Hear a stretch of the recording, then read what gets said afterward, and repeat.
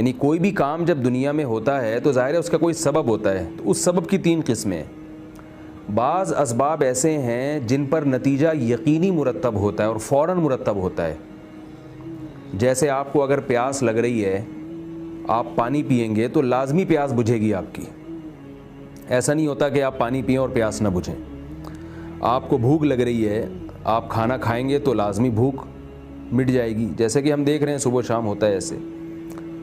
تو یہ جو اسباب کی قسم ہے اس کا اختیار کرنا فرض ہے،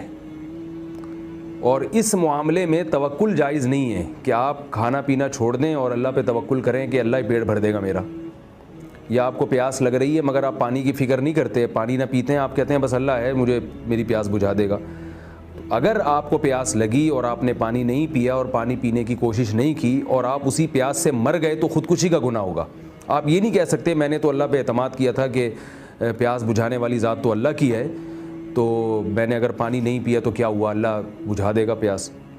تو یہ جائز نہیں ہے، کیونکہ اللہ کہے گا کہ میری عادت کیا ہے کہ میں پیاس جب بجھاتا ہوں تو پانی کا انتظام کرتا ہوں، بھوک جب مٹاتا ہوں تو کھانے کا انتظام کرتا ہوں۔ ہاں کسی کے ساتھ معجزہ ہو جائے، کرامت ہو جائے تو ایک الگ بات ہے۔ جیسے اولاد ہونا، جب تک آپ کی شادی نہیں ہوگی اولاد نہیں ہو سکتی آپ کے۔ اب اگر کوئی کہے حضرت عیسیٰ علیہ السلام چونکہ بغیر باپ کے پیدا ہو گئے تھے، کوئی خاتون کہے میں بھی شادی نہیں کروں گی، اللہ مجھے بھی ایسی اولاد دیں گے، تو یہ حماقت ہوگی، بے وقوفی ہوگی، یہ توکل نہیں کہلائے گا، کیونکہ اللہ کی عادت کیا ہے کہ اولاد نکاح کے بغیر، شادی کے بغیر نہیں ہو سکتی، اس کا ایک پروسیس ہے، اس کے بغیر ناممکن ہے۔ وہ عیسیٰ علیہ السلام کے ساتھ ہو گیا تھا، ان کی والدہ کے ساتھ، وہ اللہ کی طرف سے ایک اللہ نے اپنی قدرت کا اظہار کیا، مگر احکام کا مدار اس پر نہیں ہوگا۔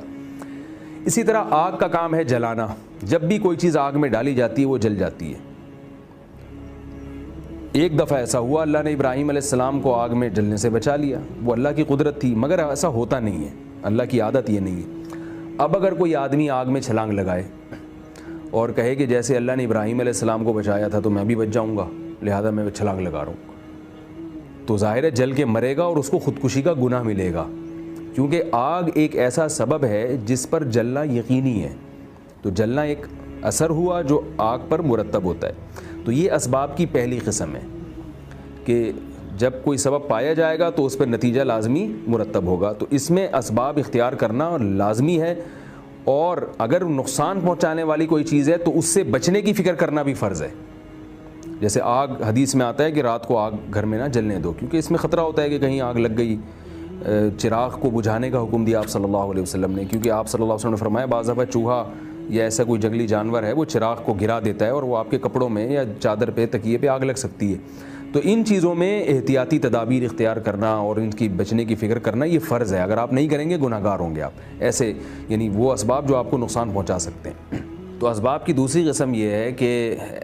جس پر نتیجہ اکثر مرتب ہوتا ہے لیکن بعض دفعہ نہیں بھی ہوتا۔ اس کی مثال ہے جیسے بیماری میں علاج کرنا، بیماری میں ہم جب علاج کرتے ہیں تو عموماً ٹھیک ہو جاتے ہیں، لیکن بعض دفعہ نہیں بھی ٹھیک ہوتے،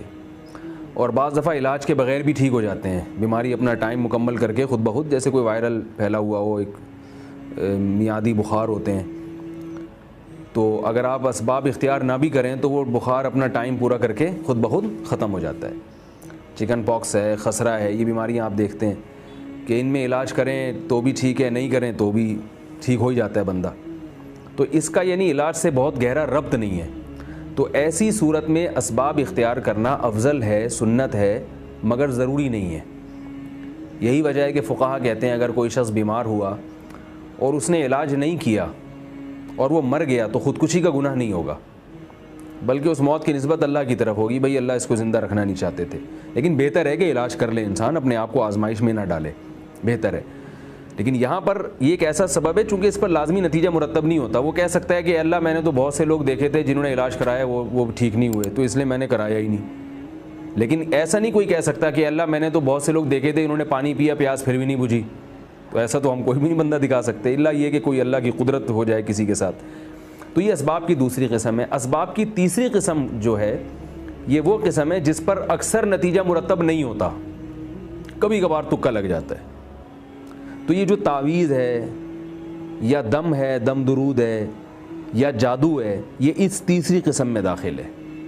کہ جن پر اکثر نتیجہ مرتب نہیں ہوتا، یہ اسباب ضعیفہ میں سے ہیں، لیکن ہمارے ہاں پہلی دو قسموں کو اتنی اہمیت نہیں دی جاتی، اس قسم کو زیادہ اہمیت دی جاتی ہے۔ تو یاد رکھیے جادو بھی ایک ضعیف سبب ہے کسی کو نقصان پہنچانے کا، یہ اتنے آرام سے نہیں ہو جاتا جتنا لوگ سمجھتے ہیں۔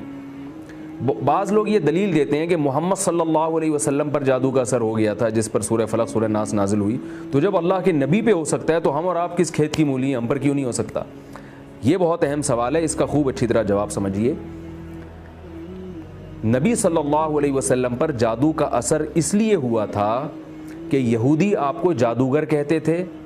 وہ کہتے تھے یہ جو قرآن پڑھتے ہیں یہ جادو ہے اور یہ منتر سے اور جادو کے زور سے لوگوں کو اسلام کی طرف لا رہے ہیں۔ تو اللہ تعالیٰ نے آپ صلی اللہ علیہ وسلم پر یہودیوں کے جادو کا اثر ہونے دیا تاکہ یہودیوں کو یقین آ جائے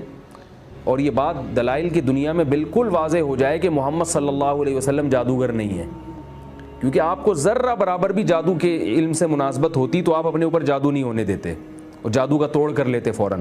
کیونکہ جادوگر کے اوپر جادو کا اثر نہیں ہوتا، وہ جانتا ہے کہ جادو کی شرارتوں کو سمجھتا ہے وہ۔ تو اللہ تعالیٰ نے محمد صلی اللہ علیہ وسلم پر جادو کا اثر اس لیے ہونے دے دیا تاکہ لوگوں کو یقین آ جائے کہ آپ صلی اللہ علیہ وسلم بشریت میں کامل ہیں اور آپ صلی اللہ علیہ وسلم جادوگر نہیں ہیں۔ اس دعوے کی ایک بہت بڑی دلیل کہ جادو کا اثر اتنے آرام سے نہیں ہوتا، اور یہ جو لوگ دلیل دیتے ہیں کہ نبی پر ہو گیا تو کسی اور پر کیوں نہیں ہوگا، تو میں ان سے سوال پوچھتا ہوں کہ کیا یہودیوں نے حضرت ابو بکر پہ جادو کی کوشش نہیں کی ہوگی؟ دشمنی تو ان کی جتنی نبی سے تھی ویسے ہی حضرت ابو بکر سے بھی تھی ان کے دور خلافت میں، اور حضرت عمر سے نہیں ان کو دشمنی تھی، حضرت عمر نے تو یہودیوں کو جزیرہ عرب سے باہر نکال دیا تھا، تو وہ جادو کر لیتے۔ حضرت علی سے پر کیوں نہیں اثر ہوا، حضرت عثمان پہ کیوں نہیں ہوا، اور ہزاروں لاکھوں صحابہ تھے۔ تو اس سے پتہ چلتا ہے کہ یہ اتنا آسان نہیں ہے جتنا لوگوں نے اس کو سمجھ لیا کہ کوئی بھی کسی کو کچھ بھی کر لے اور وہ آرام سے ہو جائے گا، تو یہ اتنی آرام سے اثر نہیں ہوتا، البتہ ہو جاتا ہے۔ تو کن لوگوں پر ہوتا ہے زیادہ تر؟ ایک تو میں نے بتایا اللہ تعالیٰ کی ایک حکمت تھی کہ محمد صلی اللہ علیہ وسلم پہ اثر ہوا، اس کی تو حکمت تھی، یا کسی صحابی پر ہو گیا وہ اثر، کوئی حکمت ہو اللہ تعالیٰ کی اپنی قدرت کو ظاہر کرنا یا ان کے درجات بلند کرنا، لیکن عام طور پر یہ آسان کام نہیں ہے۔ قرآن مجید کی یہ آیت ہے کہ جب جادوگروں نے حضرت موسیٰ علیہ السلام کے خلاف جادو کیا ہے تو اس جادو کو قرآن نے سحر عظیم کہا ہے، وَجَاءُوا بِسِحْرٍ عَظِيمٍ، فرمایا وہ جادوگر بہت بڑا جادو لے کر آئے تھے، لیکن اس کی حقیقت قرآن نے کیا بیان کیا؟ یُخَيَّلُ إِلَيْهِ مِن سِحْرِهِمْ أَنَّهَا تَسْعَىٰ، لوگوں کو دیکھنے میں یہ لگا، جادوگروں نے قوت خیالیہ کے ذریعے یہ کیا کہ لوگوں کو ایسا لگا کہ یہ لاٹھیاں سانپ بن کے دوڑ رہی ہیں۔ وہاں قرآن یہ بتا رہا ہے کہ لاٹھیاں ان کی جو جادوگروں کی جو رسیاں تھیں وہ حقیقت میں سانپ نہیں بنی تھیں بلکہ لگ رہا تھا کہ سانپ بنی ہے یہ، جبکہ موسیٰ علیہ السلام نے جو لاٹھی پھینکی اس کے بارے میں قرآن یہ نہیں کہتا کہ وہ لوگوں کو یہ لگا، یخیلو، خیال گزرا کہ یہ سانپ ہے، بلکہ قرآن کہہ رہا ہے وہ حقیقت میں اژدہا بن گئی۔